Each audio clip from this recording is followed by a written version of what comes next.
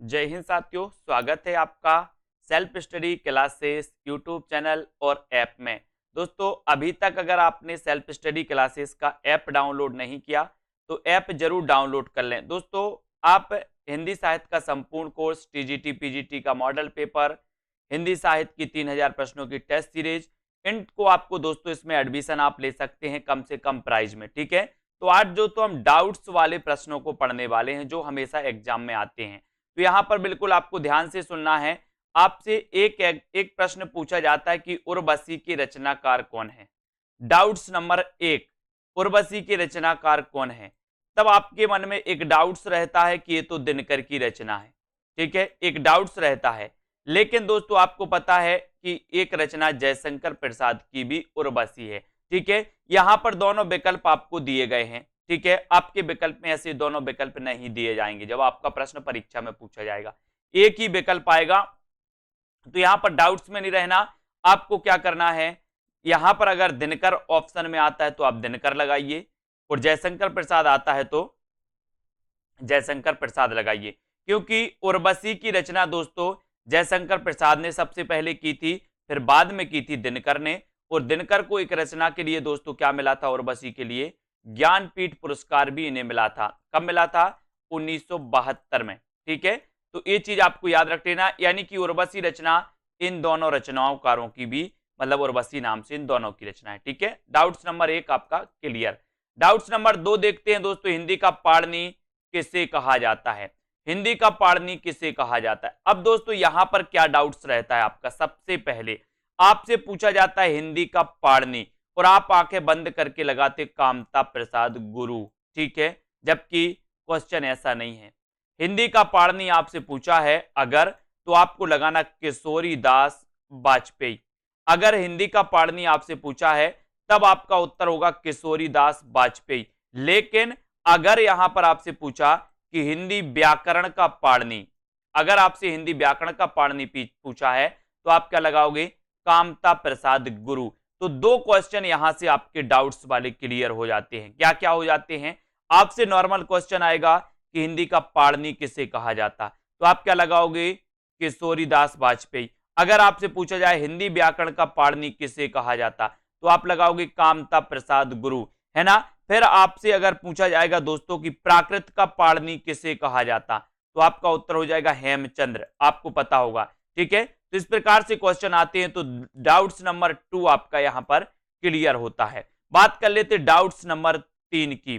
प्रयोगवाद शब्द का सबसे पहले प्रयोग किसने किया। अब यहां पर क्या डाउट्स रहता है दोस्तों, ये डाउट्स रहता है कि प्रयोगवाद का जब प्रवर्तन या प्रयोगवाद के जब प्रवर्तक अज्ञेय माने जाते हैं, तो प्रयोगवाद शब्द का सबसे पहले प्रयोग भी किसने किया होगा, अज्ञेय ने। ऐसा आप मान बैठते अगर आपने नहीं पढ़ा तो। लेकिन आपको पता होनी चाहिए कि प्रयोगवाद शब्द का सबसे पहले प्रयोग किया था किसने, नंद दुलारी वाजपेयी ने।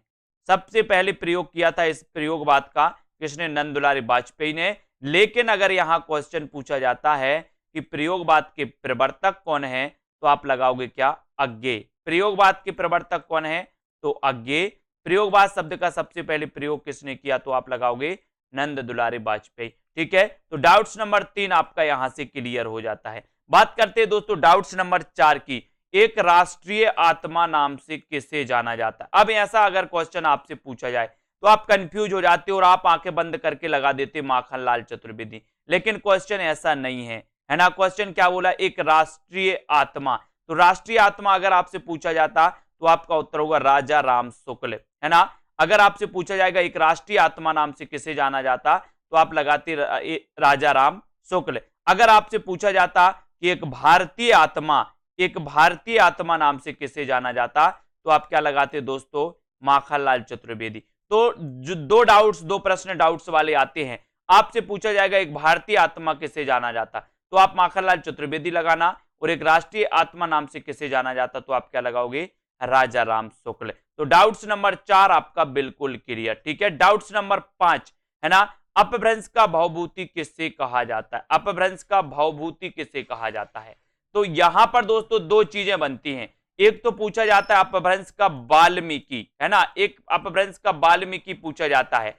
तो अपभ्रंश का वाल्मीकि और अपभ्रंश का भवभूति, यहां पर आपको कंफ्यूज हो जाता है कि अपभ्रंश का वाल्मीकि किसे कहा जाता है, अपभ्रंश का भवभूति किसे कहा जाता है। तो याद रख लेना, अपभ्रंश का भवभूति कहा जाता है दोस्तों पुष्पदंत को। अब हमें काय की भभूति लगाना है, बोले सर हम पुष्प की भभूति लगाएंगे, है ना। तो आपसे पूछा जाएगा अपभ्रंश का भवभूति किसे कहा जाता, तो आप उत्तर लगाओगे पुष्पदंत। लेकिन अगर आपसे पूछा जाए कि अपभ्रंश का वाल्मीकि किसे कहा जाता, तो आप क्या लगाओगे, स्वयंभू, है ना। बोले हम तो स्वयं वाल्मीकि हैं, स्वयं वाल्मीकि, तो स्वयं से स्वयंभू और वाल्मीकि से वाल्मीकि। तो अपभ्रंश का वाल्मीकि स्वयंभू, अपभ्रंश का भवभूति पुष्पदंत। ठीक है, तो यहां पर दोस्तों हमने 5 प्रश्नों के जो डाउट्स थे उनको क्लियर किया। ऐसे ही बहुत सारे वीडियो आएंगे, क्लियर किए जाएंगे, और ऐसे ही डाउट्स दोस्तों हमारे ऐप सेल्फ स्टडी क्लासेस पर किए जाते हैं। जितने भी हमारे स्टूडेंट्स रहते हैं उनके ऐसे ही दोस्तों डाउट्स क्लियर किए जाते हैं। तो आप भी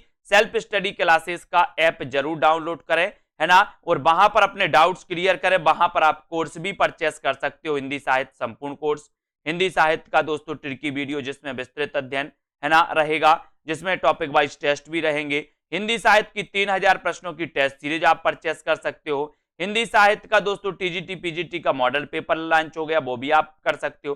ठीक है, तो इसी प्रकार से आप जुड़े रहें, अपना अध्ययन करते रहें, और बहुत सारे ऐसे ही डाउट्स हम क्लियर करते रहेंगे, और आप वीडियो को शेयर जरूर करते रहें। ठीक है, आज के इस वीडियो के लिए बस दोस्तों इतना ही। वीडियो को लाइक, चैनल को सब्सक्राइब जरूर करें।